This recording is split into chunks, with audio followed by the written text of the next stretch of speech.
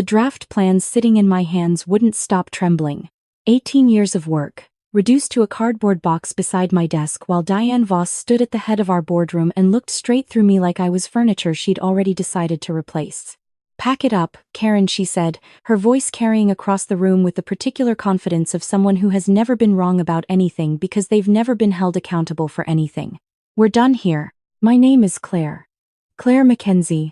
I've signed my name to blueprints that shaped 3 city blocks of Toronto's West End, and she couldn't even be bothered to learn it on my last day. But here's what Diane didn't know, what nobody in that room knew. 48 hours earlier, I had signed something in a hospice room on the edge of the city that changed everything about who actually owned Hartwell Architecture and Urban Design. And Helen's drafting compass was still in my blazer pocket, pressing against my ribs like a quiet promise that hadn't expired yet. Let me take you back to where this really started.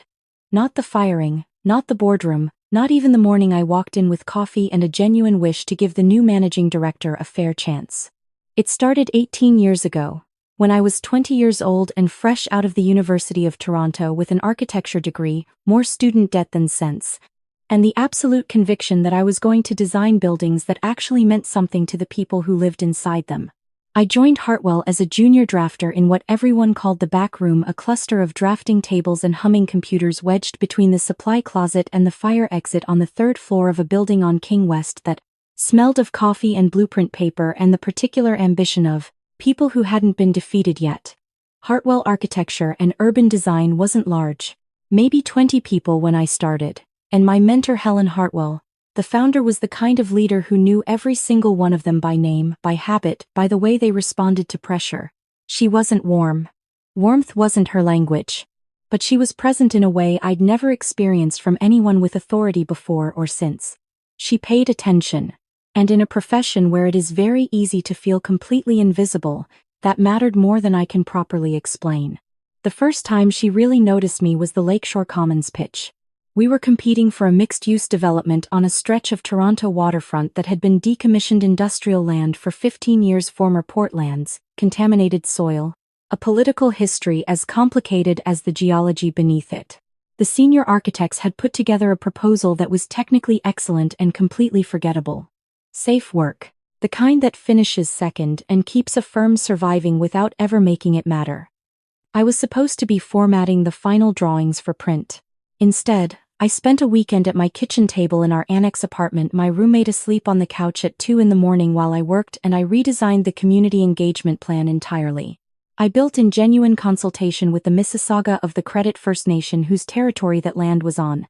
I incorporated direct feedback from the long-term care facility 2 blocks east whose residents would live with every design choice we made for the rest of their lives. I added a phased public plaza structure that could adapt as the neighborhood changed. Instead of the one-time grand gesture that looked impressive in a presentation and aged badly in reality.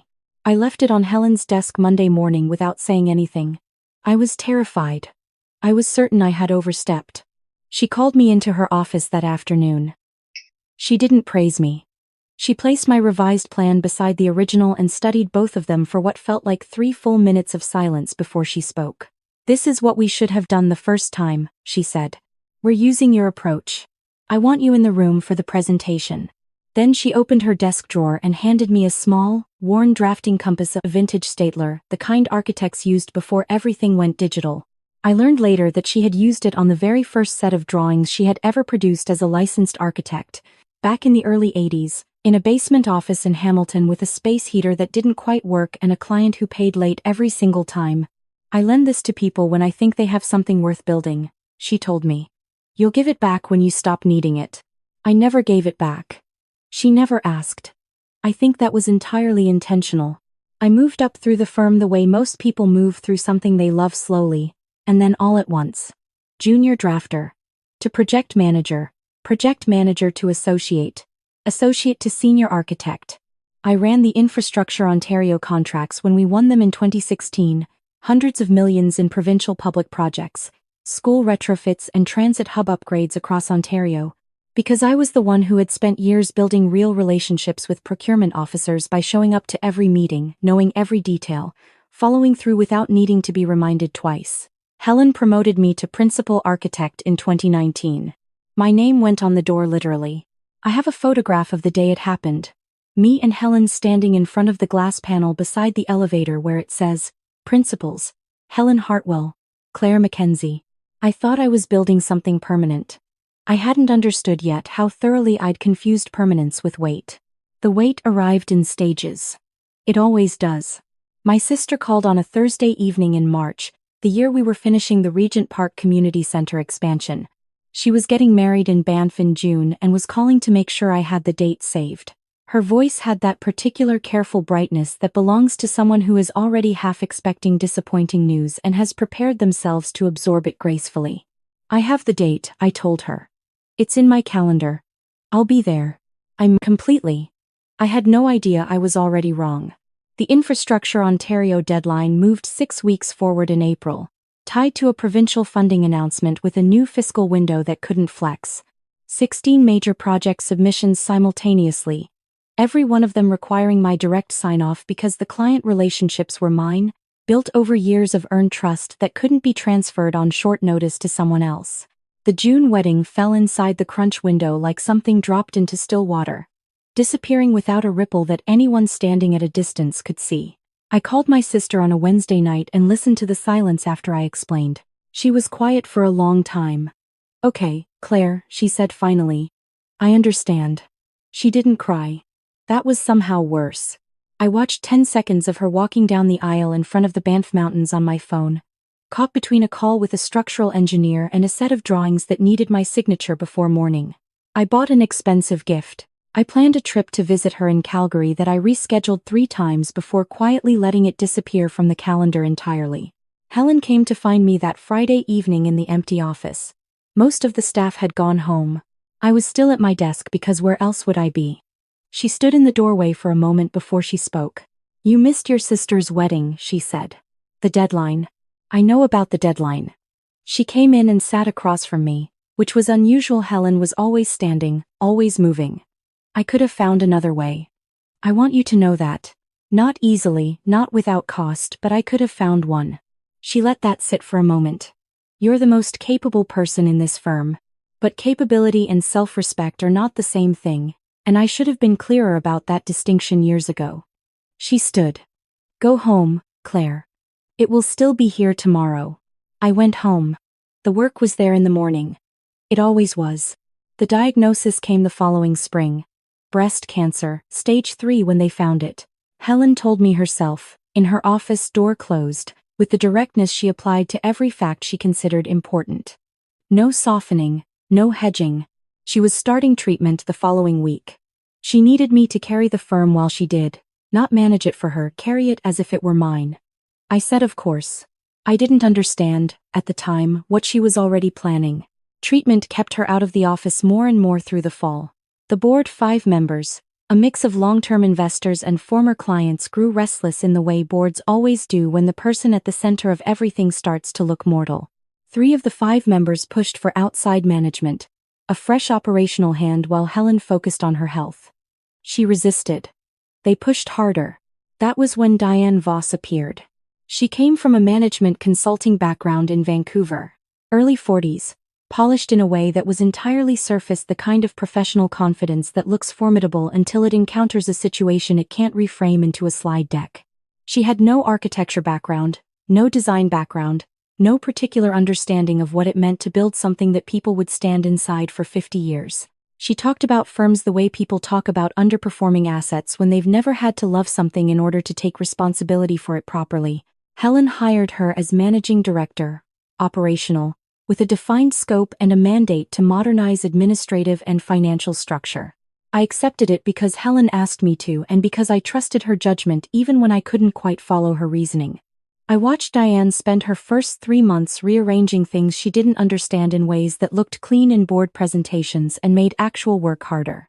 She brought in 2 junior managers from her Vancouver network who had credentials on paper and no loyalty to anything we had built. She spoke in meetings as though Helen's perspective was optional context rather than foundational principle. There was an afternoon in January when I sat in a project review and watched Diane wave away 15 years of hard-won relationships with Ontario public sector clients as legacy dependency that was holding the firm back from real growth. I thought about the Banff Mountains in a 10-second video clip. I thought about everything I had given this firm.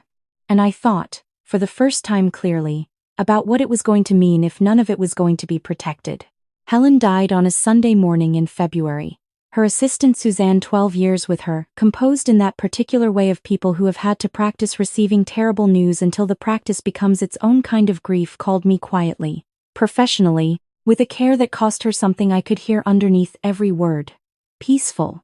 Her family was with her. 3 days later, Suzanne called again. Helen had left something for me. Specific instructions. Could I come in Tuesday morning, before the office opened? I drove to the firm at 7. The February streets of Toronto had their particular quality, salt-stained and muted, everything gray, the lake invisible behind low cloud. Suzanne met me at the door with a sealed envelope and a small archival wooden box of the kind Helen had used to store original drawings from her founding projects. She said Helen had recorded a message. The drive was inside the box. Watch it before the legal documents. She gave me the office and left me alone. I sat at Helen's desk and opened the box. The drive. A folder from a Toronto law firm I knew by reputation as one of the city's serious partnership practices. And at the bottom of the box, wrapped in gray felt, her drafting compass, the one she'd handed me 18 years ago. A card in her handwriting was tied to it. I said I'd ask for it back when you stopped needing it. I was wrong. You never stopped needing it. You just stopped knowing you already had what it pointed toward. It's yours. H. The drive played on the laptop Suzanne had left open. Helen's face filled the screen, thinner than I'd seen her. Entirely herself. Claire. She said. If you're watching this, I've already gone, and you're about to read something that's going to be more complicated than a compass in a box. She almost smiled. I've transferred 52% of Hartwell's partnership interest to you. The Ontario Business Registry filing was submitted 48 hours ago. It's done. I stopped breathing. The board wanted Diane, she continued. They wanted efficiency metrics and a clean break from the way I ran things. I let them have her because I needed to see who everyone really was when they thought I wasn't watching anymore. She leaned forward slightly. People don't show you who they are in the good moments. They show you when they believe the consequences are gone. So let Diane do what she's going to do. Let the board position themselves. Let everyone reveal exactly who they are when they think you have nothing. And then only then you walk back into that firm. Not angry. Not desperate. Carrying 18 years of everything you've actually earned. She paused. Authority isn't given, Claire. It's built. You built yours. Now use it. The recording ended. I sat in Helen's office in the early morning quiet and read the partnership documents 3 times before I believed what I was holding. I drove home with the compass in my coat pocket. Monday came bright and bitter cold. I dressed carefully, bought a small bunch of yellow daisies from the florist near street. Andrew Station. Helen had kept them on her desk every week without exception and walked into the building I had worked in for 18 years with every intention of giving the new managing director a genuinely fair start. Diane was already in the boardroom with her Vancouver managers and 3 of the 5 board members. It was 8:45 in the morning. Through the glass I could see her at the head of the maple table, Helen's table, built by a craftsman in Cabbagetown whose workshop Helen had commissioned for every piece of furniture in this office, already presenting, already certain. I pushed open the door. She looked up from her laptop without standing. Her expression didn't shift. We'll need you to clear out your office by end of day, she said. Karen. The wrong name arrived in the room like something deliberately thrown. My name signed to every proposal, every award, every set of drawings for 18 years, and she used a different one. Precise. Calculated. Designed to erase me in front of people who had worked under me for years. No one around the table corrected her. No one defended me. I watched Marcus, our longest-serving board member, the one who had believed in Helen when the firm had nothing but a good idea and an overworked founder, staring at the table's surface like it contained an answer he hadn't found yet. My name is Claire, I said. Level. I know your name.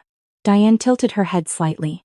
The point is that your role as principal architect has been eliminated in the new structure, effective today. Your severance is consistent with Ontario employment standards. She slid a folder across the table. Security will assist with your things. The daisies were still in my hand. I set them on the credenza beside a framed photograph of Lakeshore Commons and picked up the folder without opening it. I understand, I said. And then I walked out. I packed 18 years into 4 cardboard boxes with my assistant standing beside me the entire time, jaw set, eyes doing exactly what she was working very hard not to let them do. You don't have to stay, I told her. I know, she said, and stayed. The compass was in my coat pocket through every box, every photograph lifted off the credenza, every file pulled from the drawer. Its weight was constant and specific. The way something matters when you finally understand what it was pointing toward all along. The week that followed was the longest I can remember. I ordered food I didn't eat. I made tea that went cold. I sat in my West End apartment in the evenings and waited, the way Helen had asked me to wait. While the firm dismantled things she had spent 20 years building. Marcus texted Wednesday evening, carefully worded, Diane held a full staff briefing today, proposing to convert the firm to a corporate structure. Buy out all partnership interests. Centralized governance. I have concerns. Can we talk? I called him. He told me the details. I told him to give me until Friday and not to sign anything before then. He agreed. Thursday evening my assistant sent a message from her personal phone. She had overheard a debrief through a closed door. She quoted it exactly. The way you quote something when you want the record to be precise. Hartwell's reputation is a liability now that Helen's gone. We're going to strip it down to the structural assets and rebuild under a new brand. Anyone still operating on loyalty to the old model is dead weight we can't carry. Dead weight. I saved the message and sat with it for a long time. I lay awake Thursday night, listening to the low hum of Bloor Street somewhere below. February wind off the lake, and asked myself honest questions about what I was doing and why. For justice, I thought. For Helen. For everyone in that building who came to work every day believing the firm they worked for was worth believing in. And then, because I owed myself that much honesty. For myself too. For my name said wrong in a boardroom. For my sister's wedding in the mountains. For everything I had given and everything I intended to stop giving away without asking what I was getting in return. I decided all of those things could coexist. And then I called Helen's legal counsel. Friday morning, I arrived at 8:15. The administrative coordinator at the front desk looked up, cycled through surprise and uncertainty and something I recognized as quiet relief, and waved me through. I walked to the elevator with Helen's compass in my pocket and a certified copy of the partnership documents in my briefcase and the particular steadiness that comes from having already lived the hard part of a decision. The boardroom was filling. Diane at the head of the maple table. Her managers flanking her. 4 board members, then 5. The restructuring presentation already loaded on the screen. A corporate conversion timeline, a rebranding proposal, a financial model that would eliminate the partnership structure entirely and, as a result, eliminate the legal relevance of any partnership interest I held. Diane noticed me when I stepped in. Something tightened around her eyes. This is a closed board meeting. I know, I said. I'm attending as a principal partner of Hartwell Architecture and Urban Design. I set the legal folder on the table and opened it. The Ontario Business Registry filing from Tuesday should have reached everyone by now, but I have certified copies. Phones came out. The filing was straightforward. Helen Hartwell, founding partner and holder of 52% of partnership interest, had transferred that interest to Claire Mackenzie, effective the 14th. Registration number. Signatures. Date and time. Diane said, very controlled. There must be an error in the paperwork. Helen's legal counsel stepped in from the hallway where I had asked her to wait. She set a second set of certified documents in the center of the table and took a seat. Miss Hartwell executed this transfer personally, in the presence of 2 witnesses and her attending physician, 14 days before her death, at a time when she had full and documented legal capacity. The filing is valid under Ontario partnership law. Marcus placed both hands flat on the table. I'd like to move a vote of confidence in Claire Mackenzie as controlling partner and acting CEO, he said. Seconded, said the board member beside him before he had finished. The votes came in with a steadiness that had nothing theatrical about it. 4-1, then 5-1. When the final board member looked at Diane's conversion proposal and looked at the legal documents and made the only decision that actually made sense. 5-1 is not a close call, it is a verdict. Diane sat at the head of the table and watched the meeting that was supposed to formalize her authority become something that ended it. She didn't move. I almost felt something for her, the specific, quiet devastation of someone who has mistaken other people's foundations for their own and is now watching the error become undeniable. Almost. Miss Voss. I said when the vote had settled. No sharpness in it. You have real operational skills. The project tracking changes you implemented in November are actually workable once they're adapted to fit how architects actually move through a project, not how a consultant imagines they do. I'm not here to fire you the way you fired me. I paused. I'm offering you a choice. You can stay as director of operations with a defined scope, a reporting line to me, and a genuine chance to do the work you're actually good at in a firm worth doing it for. Or you can take severance per your contract and leave. I slid my folder across the table. The conversion proposal is withdrawn either way. She looked at the folder. She looked at me. She looked at the shape of a situation she had not prepared for. I'll resign, she said. Quiet. No excess. I understand, I said. The room emptied slowly. The way rooms empty after something significant, people needing the physical act of leaving to begin processing what they'd witnessed. Marcus stopped beside me and held my hand in both of his for a moment. Helen knew, he said simply. She knew everything, I said. My assistant appeared in the doorway holding the daisies I'd left on the credenza 3 days earlier. Someone had put them in water. They were still alive. She pressed them into my hands without saying anything, which was the right thing. The main studio had 30 people in it when I walked out. Architects and drafters and project coordinators, people who had built their careers inside this firm, people whose anxiety about the past week I had heard in 3 days of careful, sideways messages. The applause that started wasn't orchestrated. It was the sound of people exhaling. A drafter named James, 2 years with the firm, hired directly out of Ryerson by me, said, "We didn't know what was going to happen." And I understood what he was really saying. Late afternoon, alone in Helen's office, my office now. A phrase that still didn't quite fit right. I found the last item in the wooden box. A sealed envelope tucked into the lid that I had missed the first time, her handwriting on the front. Read this last. It said, she was proud of me. It said she knew what she'd asked of me and she couldn't tell me it was worth it, because that accounting was mine to do. It said I had a choice now, a real one. I could lead the firm, carry it forward, build it into something that honored both of us. Or I could sell the partnership interest for a number that would let me live my own life without compromise for a long time, and leave. She meant it. Genuine permission to walk away. And then call your sister. I sat in the February light for a long time before I picked up my phone. My sister answered on the second ring. When she heard my voice, she laughed, surprised and warm, the laugh of someone who has been waiting without admitting it. "Claire, are you okay?" "Not entirely," I said. "But I'm working on it." We talked for an hour. I told her about Helen, about the compass, about the boardroom. She said she knew I was going to stay and she was going to make me show her the buildings I'd designed. She said she was proud of me. Just like that, without ceremony, the way she had always said the things that mattered most.